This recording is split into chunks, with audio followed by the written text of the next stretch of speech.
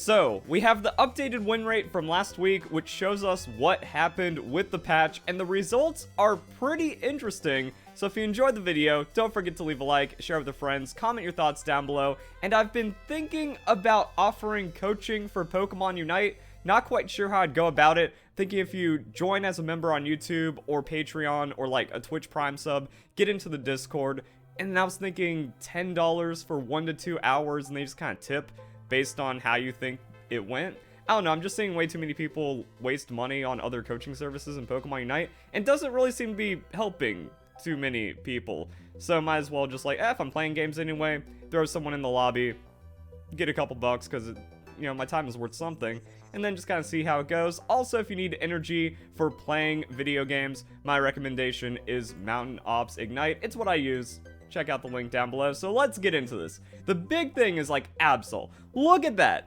53% pick rate. People saw the Psycho Cut boost. Everyone said S+ tier, one of the most broken Pokemon ever, and it's landed at 51%. So let's see what that looks like, because it's actually like 52% win rate if you're going Night/Psycho Cut. That seems to be the best play. Also, Fluffy Tail, 51% win rate.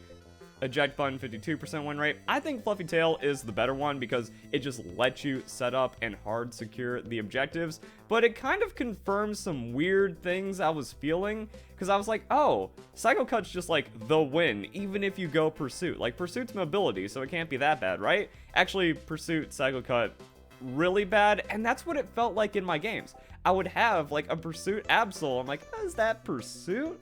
Alright, we'll see how it plays out, and it just never works. Like, maybe they were going for something, but it just never works. The Night Slash, the way you can just go, like, shing with it on top of a Psycho Cut and just stack a bajillion damage.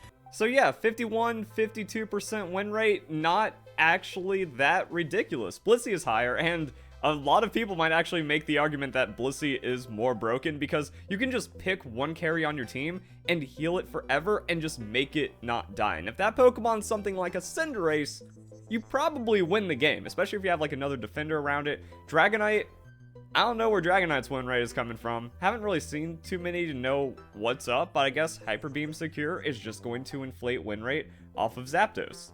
And we've seen times where Dragonite was like 56% win rate. So Dragonite having more busted states than Absol. And a lot of people are like, oh, this is like Blastoise meta. This is like Gengar meta. Nah, Absol, a good player can keep it in check.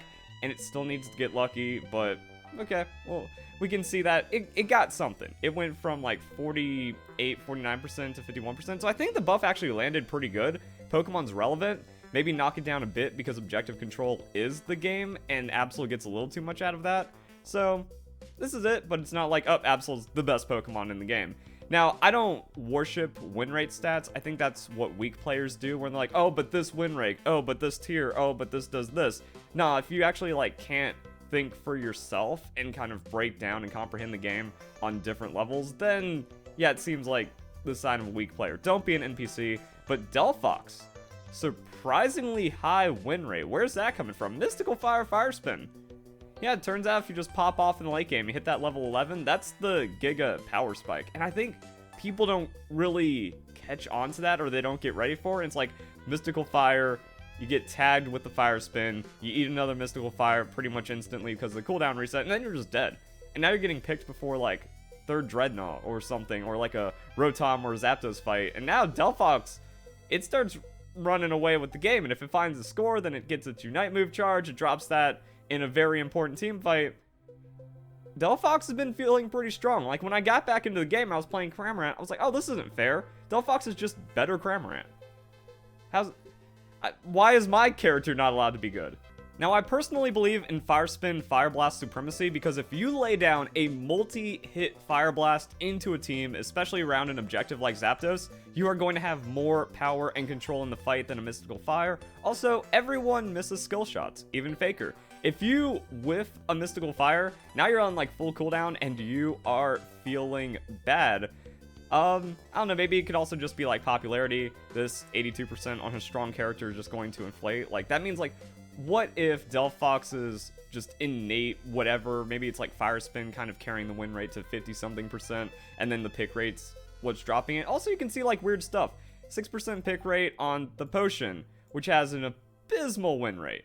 So, like, yeah, a couple people are throwing it. Maybe this is closer to 49.5%, still viable. Some interesting things. So, Delphox's pick rate has been going down. It's no longer the new Pokemon, but win rate creeping up. So, the people that are sticking with Delphox finding it to be pretty strong and then just getting better at it, and now it's the highest win rate character in the game. Bet you didn't expect that.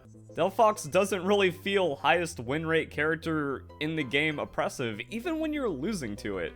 After that, we have Cramorant. Cramorant's second highest win rate, and it's the fraudulent build, 80% pick rate. I don't know what's going on here. As the #1 Cramorant player in the world, when I see a dive air slash Cramorant, that is a free win, because you're giving up the Hurricane at level 4. Which means your level 4 through level 6 is going to be awful, and even then, you need to get your upgrades before Air Slash really, quote-unquote, comes online, but then it's still worse than Surf Hurricane, because you're giving up more damage and crowd control. So, what this tells me is the player base just doesn't know how to punish. Like, when Cramorant goes Air Slash, you then get to steal every wild Pokemon from it and just dab on it for the rest of the game. And then Surf Hurricane, the reason why it could be underperforming is because it's a skill cap thing. That this is a higher skill cap, harder to use because it's skill shots. This is more like, oh, you just pop up into their face and then you hit them with Air Slash, and that also gives you a little bit of like kiting and mobility and stuff. So it's easier to use, but that also means it innately has to have less power.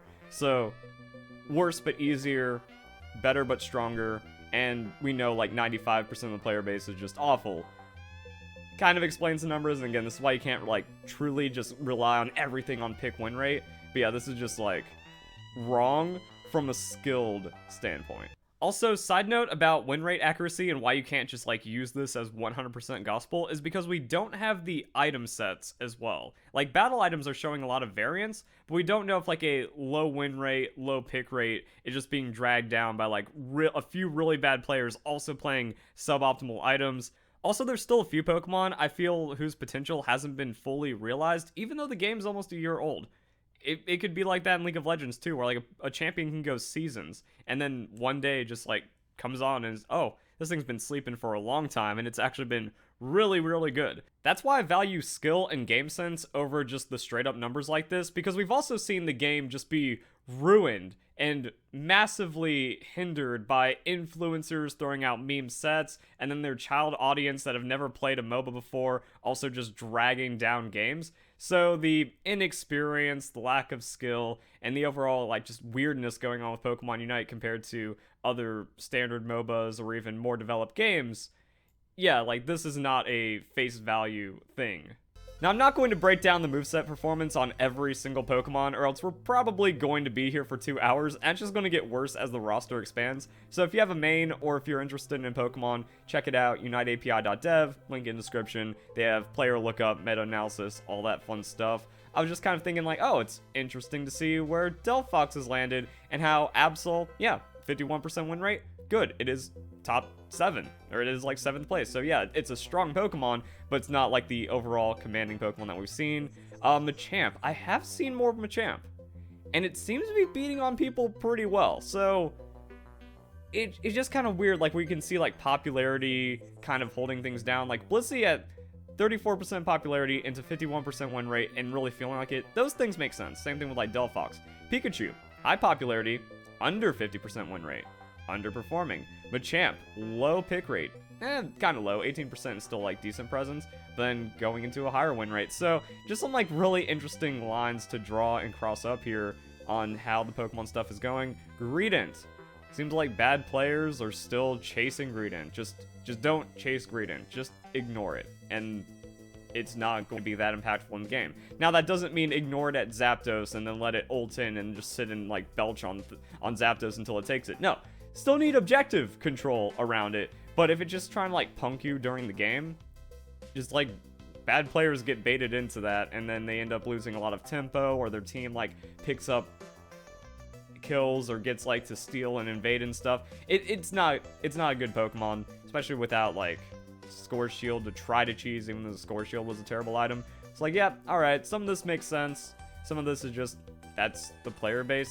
showing itself. Sarina. I've seen some good Sarinas. I feel like it's just the high skill cap of this Pokemon that makes things interesting on how the win rate ends up unfolding, because I've seen like a lot of bad Sarinas on my team and oppressive Sarinas on the enemy team. So if you have like a really good Sarina, your mechanics are strong. I'm saying the Pokemon's A+ tier. We can look at the pick rate, just plummeting from 36% to 21%, also losing a bit of win rate. I'm going to say like Absol kind of took a lot of pick rate from people because everyone wants what they think is Freelo, even though Absol isn't as great as everyone is saying. So Grassy Glide still performing. Stomp being the move over Triple Axle. I never thought I'd see the day, but like Stomp got buffs, right? And Triple Axle got nerfed, so it kind of flipped. Maybe Triple Axle Grassy Glide is like the secret high skill tech that's still the best, or maybe it has been taken over by Stomp. Trop Kick, Grassy Glide seems to be about the same. I feel like I've gotten beaten up about the same. X Speed versus Full Heal. I want that Full Heal, that way you can just combo off for not your entire duration of Queenly Majesty, but a good amount of it. So we can see like, yeah, some things holding it down, high pick rate on the X Speed, but performing under some of the other picks you can have. Just Full Heal on this Pokemon seems to be absurd. So we got that going on. Serena's an interesting one. Garchomp is a positive win rate. Dragon Claw, Dragon Rush, Dig, Earthquake, over 50%. If you misclick, then you're just having a bad game, and we can see that's probably stacking up a lot of losses. Interesting. I think Garchomp is weak compared to previous iterations, but a lot of other Pokemon have been nerfed around Garchomp. It seems like Buddy Barrier also getting like Giga Nerfs, still having weird impacts on the game. So yeah, that's a thing. Slowbro 50%, Charizard 50%, like closer to 51%. Blastoise still doing pretty well. And then like that's the line, Blastoise into Hoopa. So Hoopa is, if there were bans of the game, I would just ban Hoopa so I don't have to deal with its nonsense, especially in 5s. So Hoopa doesn't perform as great in solo queue, but can still just like take over the game. Like if you post up your Unite move at Zapdos, it kind of just makes it to where idiots can't not be at Zapdos, so it also cushions bad players quite a bit, which helps you win against the enemy team's worst players. Yeah, and then like in coordinated play, it's getting kind of out of control, unstoppable, must pick. So like the way that the numbers shift around on Pokemon like this is crazy. Now Cinderace being under 50%, what happened there? Also, where is Cinderace? Blaze Kick, Flame Charge. I think here's your problem, but it also kind of like has just a significantly higher win rate than Pyro Ball. But like, I wonder if just the nature of the game, because the pick rate always skews the higher win rate, it seems. And the lower the pick rate, the lower the win rate. In some situations, it's about the same pick rate, but drastically different win rate. But I don't see a world where it's like, yeah, Cinderace is actually 43% if you go Pyro Ball by accident, or on purpose. I don't see how that tracks, especially because if you kick a Pyro... I guess it's Skill Shot. Again, skill expression. If you whiff a Pyro Ball, yeah, you just drop 4k DPS. It was probably better to int in on a Blaze Kick and get some kind of interrupt. But if you hit a Pyro Ball onto multiple targets, and then you can just kind of combo that into like your ability sequencing, also cooldown reduction with like Pyro Ball landing into Feint and stuff, like people just don't know how to optimize Cinderace's DPS because it isn't the free Pokemon it had. It was closer to launch. Still a skill cap Pokemon, 80 carries, also pretty technical to play. I want to say Pyro Ball Feint is the best one if you just kind of really spec into it. You know, you don't get nuked out. You also have like resets, high mobility, and then you're just laying down insane amounts of damage, but also still being pretty proficient as an 80 carry. This, whenever I see Blaze Kick, it's like you just kind of Blaze Kick into a fight, and if someone else utilizes that to get like a stun onto you, you're kind of screwed, even onto the Flame Charge.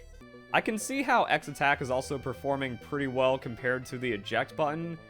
I feel like if you're trying to Blaze Kick and Flame Charge around and Flash, like you're in such an awkward situation that you're still probably going to get zoned out or picked off, and Absol being pretty prevalent does make your life difficult no matter how many dashes you have. So you're better off just trying to lay down as much DPS as possible. Also, auto attacks, attack speed, more damage, passive procs, and then also just kind of comboing. Yeah, the X attack seems to be pretty strong, but overall, kind of showing like the more technical characters not doing so hot. Because it's like, oh yeah, if we have Cinderace over here, Greninja down here, Decidueye way down there, it just kind of shows like, yeah, if the Pokemon isn't completely free.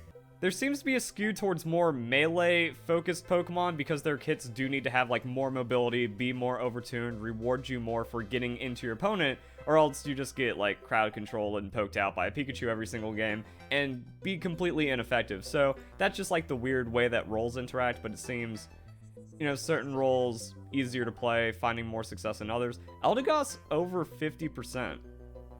Actually a bit surprising. Maybe just like Eldegoss Blissey comp backing up a Cinderace, and then yeah, that's actually an 80% win rate comp or something ridiculous. Ninetales underperforming. Mr. Mime's doing alright. I'm actually interested in seeing if Mr. Mime got the win rate bump from the Unite move buff, because that was significant. Also trying to like really thrive in the lessened buddy barrier area, but always been a very niche pick. Even with the buffs, less people playing it. Psychic Barrier, 31% win rate. Now, I believe that. I tried so hard to make this work, and you can have fun with it, but like, even if you get the dream, like, you plant a barrier, or you plant multiple barriers into, like, 5 people on the enemy team, you run up, you Psychic, everyone's stunned, it's still no damage. Like, it still doesn't matter. Confusion, 52% win rate, with Guard Swap. Okay, so something happened here. Mr. Mime actually secretly one of the highest win rate characters in the game. And this is what I mean, like, the mains scare me on this character. Someone that understands Mr. Mime, there's nothing you can do about it. But even with, like, Confusion nerfs, Psychic buffs, Psychic Guard Swap buffs, like, at least this is doing a little better. But, like, even past all that, Confusion Guard Swap is the best. Confusion Barrier, I never jived with it. I feel like a super crazy Mr. Mime could maybe find something on it. So like 1% of this is maybe actually like a 50-something% win round Confusion Barrier. It is harder to use. It is more finicky. But I think your reward for landing a Barrier Confusion is about the same. Like, even if you get like a multi-stun, well, if there's like a Cinderace or a high value target, it's harder to make sure you like Confusion them into the barrier than if you walk up to the Absol and just Guard Swap him and then Confusion him for half of his health. Or the Cinderace, you Guard Swap him. Like, you can actually just choose someone, be like, alright, you're my friend now, and you don't get a say. So you go Guard Swap, Confusion, Unite move, and then the biggest threat on the team is removed. You still get to run around for a couple extra ticks of your Unite move, really disrupt the fight, and then you get another Guard Swap Confusion onto someone. So yeah, clicking on some of these Pokemon gives you very surprising results, where it's like, wow, okay, never mind, that's actually looking pretty strong. And again, I don't have faith in the Pokemon Unite community, so this could be closer to 54% if you're really good at the game. And maybe Mr. Mime mains are like closer to 60%. I don't know, it's wild. I also feel like there is a weird interaction on pick rate, player-based skill, and mains and stuff, because I have a 66% win rate for this rank season, and I primarily started playing last week, or I've started playing again last week, and my Garchomp and Mamoswine have absurd win rates because I simply know how to play the game. So, Mamo, weird spot. It got the buffs, it gets the pick rate increase, and then it goes from 45% win rate to 48% win rate. I totally disagree with this. I'm playing Mamo the same. The cooldown reduction on the Icicle Crash into high horsepower isn't really changing my effectiveness too much. Like, I feel it a bit. It gets a little more clutch, but being a good Mamo before was still like 60-70% win rate for me, and a lot of that's being taken away by teammates just throwing the game super hard. So like, okay, 50% win rate right here, Icicle Crash, high horsepower. Something science can't explain. Earthquake is the worst. Don't do this just because the win rate says higher. Pick rate's so low that some shenanigans are in play. Ice Fang, the optics on it are awful. I don't know what's causing Earthquake to have inflated win rates over the other picks. But yeah, my experience, my game sense, Icicle Crash, high horsepower, that's how you do it. X Attack if you want to win. Potion, not good. I don't know why people keep, like, just teching in Potion on Pokemon that's not good on. It's good on a few Pokemon. It's not complete trash unplayable like it was a couple weeks ago or months ago or earlier on in Pokemon Unite's life cycle, but nah, like, see, this is where you can see, like, weak players just kind of, like, crutching, and then the Pokemon's innate value just kind of doing a thing, and every game ends up Giga Scuffed, and no one knows how to play. X-Speed, I don't think you need to set up Icicle Crash High Horsepower. Flash, don't really need to set up Icicle Crash High Horsepower. It's not like you Icicle Crash High Horsepower in, Flash out, or X-Speed run away, and then wait for the next ability rotation. You're either going to get chased down, or you just need to be in the fight auto-attacking and freezing people and waiting for cooldowns, or Icicle Crash High Horsepower Unite move, Icicle Crash High Horsepower Unite move, something something. Game's weird. So like I said, you do want to take this with a grain of salt. You can't just like look at it on the surface and then exactly copy it and expect to be that successful. Nah, the Pokemon Unite scene is so underdeveloped and the player base is so woefully bad at the game that I'm mostly just kind of using it to fill in the gaps in my information. Again, like with the Absol, like with some of the other weird things going on. Lucario plummeting to 49% win rate. It is a lot harder to use the character. OG was taken, still maining it, still one of the best players in the world, so bias is a thing. Pikachu has felt pretty weak. Seems like it's starting to get pretty weak. Gengar. Alright, here's my thoughts on Gengar. Shadow Ball Dream Eater's #1, and it's deflating the win rate. Hex Sludge Bomb, the best, inflating win rate. There, that's it. And if you somehow mix that up, again, these are misclicks, and that is a complete toss. But look at this. Hex is so good that you can maybe salvage some games, even if you accidentally go Shadow Ball. That's funny. But yeah, Sludge Bomb Hex. Pick this. Like, I've had Sludge Bomb Hex Gengars in my games that I just can't do anything about, because if they run away with it, it's really strong. And then they also get to have a very strong level 5 gank. And I'm guessing pick rate is dropping off because people that were running it probably switched on over to the Absol. But yeah, look at this. There is a 2 in 3 chance your Gengar is throwing.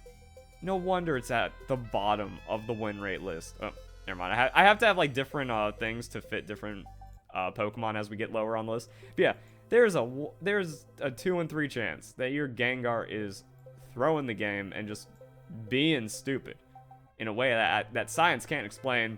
And then there's a 1 in 3 chance they actually get a Gengar that can win the game. And even though I got a Sludge Bomb Hex Gengar recently, he decided to not hit Zapdos and then like into the team when Zapdos was at probably 2 hexes from death. So I had to secure it with Mamoswine's High Horsepower. Icicle Crash was down. It's scuffed stuff like that just flips games so hard to where win rate, I'm not going to take it too seriously. But yeah, it looks like Gardevoir didn't really get anything out of the adjustments. Sylveon, not really doing so hot. Aegislash, 47% win rate on the Aegislash. D-Lize's Aegislash is one of the most absurd things I've ever seen. Sacred Sword Wide Guard, 80%, 48% win rate. It kind of tracks. Like, I've seen Aegislashes on both sides where it's like, this guy's unstoppable. His Sacred Swords are perfectly juking and interrupting multiple people. The Wide Guard makes it unkillable. He is buying so much time in between cooldowns and then just taking over the game. You've seen it on stream. D-Lize is in a 1v4. Survives.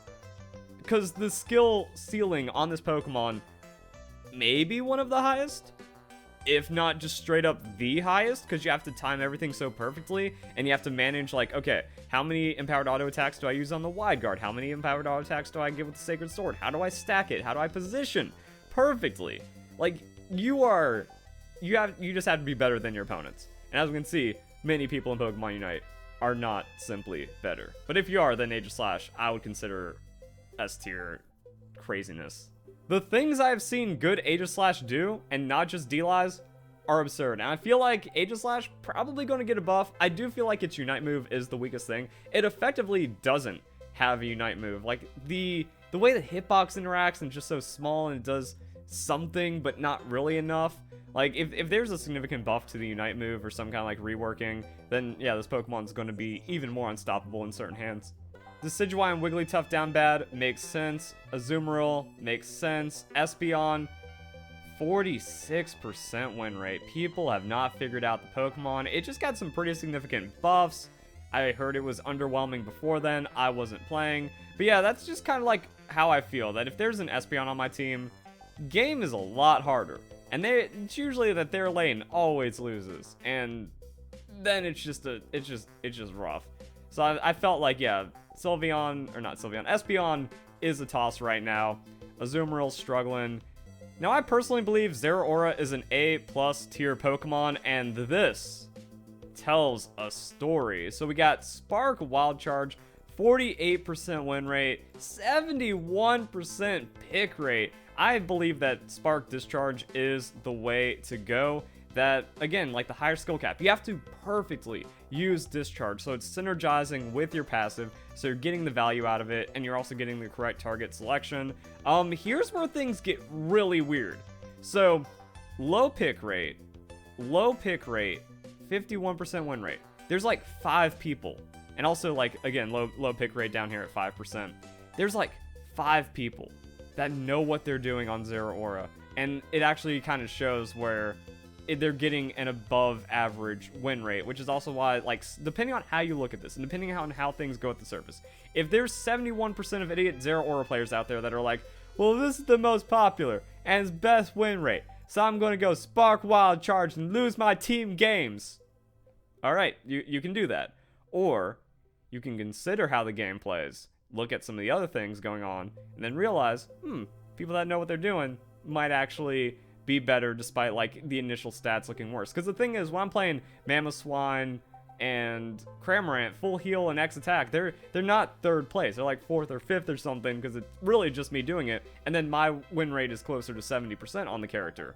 And then that like kind of messes up all the numbers. So again, like the player base creating some weird interactions. Also, I find this funny where it's like, I think Wild Charge is the weaker one.